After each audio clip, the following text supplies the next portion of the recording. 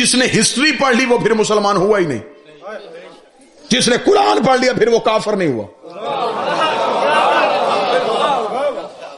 اسی طرح مسلمانوں کی تاریخ پڑھی، اس نے کہا یہ ہے تاریخ، کھوپڑیوں کے مینار، انسان کے لہو کے گارے کے ساتھ دیواریں۔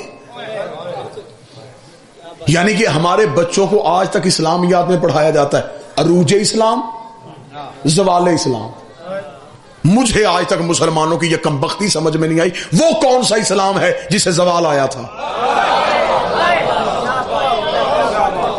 بھئی اللہ کو ساری دنیا نہ مانے، اس کی ربوبیت میں کوئی فرق آئے گا؟ تو ساری دنیا نہ بھی کلمہ پڑھتی، اسلام کو زوال کیسا، اسلام کو عروج کیسا؟ یہ بات ہسٹری میں کیوں لکھی میں وجہ پڑھ دیتا ہوں۔ بادشاہ نے کسی علاقے پہ قبضہ کر لیا، انہوں نے عروج اسلام لکھ دیا۔ بادشاہ جنگ ہار کے واپس آیا،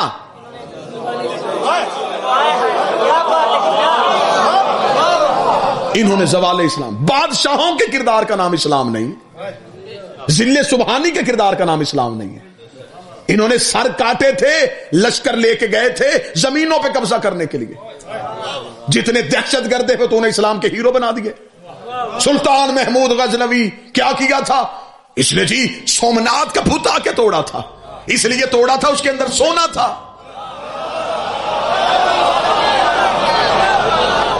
بت شکن ہوتا تو پہلے شہر کے توڑ کے آتا۔ اسلام میں جو سب سے ایک بہترین فلسفہ تھا اسے آج تک غلط استعمال کیا جائے، جہاد۔ غیر مذہب کے ساتھ جب ہماری بحث ہوتی ہے تو سب سے پہلا سوال یہ کرتے، وہ کہتے دیکھیں جی ہمیں اسلام کو پڑھنے کی ضرورت نہیں، تمہارے اسلام میں جہاد ہے؟ تمہارے اسلام میں گردنیں کاٹنا تمہارا مذہب کہتا ہے، کافر قتل کرو یہ تمہارا مذہب کہتا ہے۔ جہاد کی حقیقت ہی نہیں پڑھی گئی، جہاد کی ڈیفینیشن ہی نہیں بیان کی گئی۔ ایک چھری ہوتی ہے ڈاکو کے ہاتھ میں، وہی چھری ہوتی ہے ڈاکٹر کے ہاتھ میں۔ ڈاکو چلاتا ہے زندگی چھیننے کے لیے، ڈاکٹر چلاتا ہے زندگی بچانے کے لیے۔